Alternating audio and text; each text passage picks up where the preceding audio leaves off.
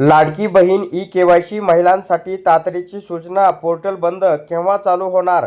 सर्व माहिती या व्हिडिओच्या माध्यमातून आपल्याला पाहायला मिळणार आहे.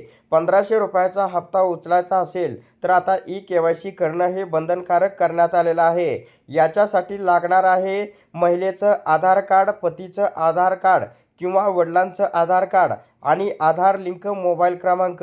याच्या आधारे तुम्ही ई-केवायसी करू शकता.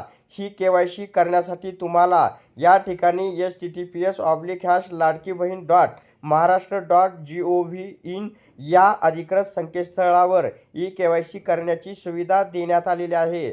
पण आता लाडक्या बहिणींना ई-केवायसी करण्यासाठी प्रयत्न करत आहे, पण त्या ठिकाणी अनेबल टू सेंड OTP असा मेसेज येत आहे. त्याच्यामुळे लाडक्या बहिणींची ई-केवायसी होत नाही.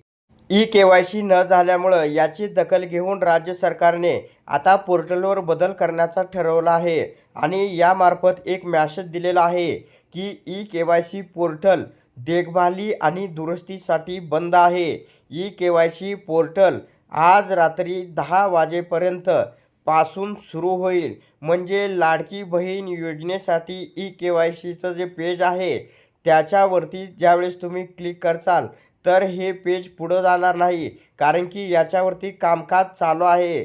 ज्यावेळी याचं कामकाज पूर्ण होईल त्याच्यानंतर तुम्हाला ई-केवायसी करावी लागणार आहे. तर आज रात्री 10 वाजेपर्यंत तुम्हाला हे पोर्टल चालू होण्यासाठी तुम्हाला वाट पाहावी लागणार आहे. 10च्या नंतर या ठिकाणी हे वेबसाईट पोर्टल चालू होईल. त्याच्यानंतर तुम्ही लाडक्या बहिणींच्या अधिकृत साईटवरती जाऊन तुम्ही तुमची ई-केवायसी सक्सेसफुली पूर्ण करू शकता.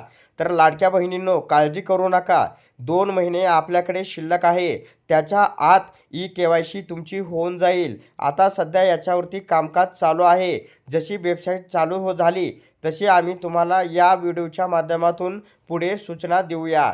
तर हा व्हिडिओ आवडल्यास जास्तीत जास्त आपल्या महिला वर्गांकडे शेअर करा, जेणेकरून प्रत्येक महिलेला ई-केवायसी करण्याचा लाभ मिळेल. तर अशा प्रकारे महिलांसाठी एक अत्यंत महत्त्वाची अपडेट होती. अशा प्रकारच्या महत्त्वपूर्ण अपडेट जाणून घेण्यासाठी आताच आपल्या टुडे मराठी रघु यूट्यूब चॅनलला जास्तीत जास्त शेअर व सबस्क्राईब करा.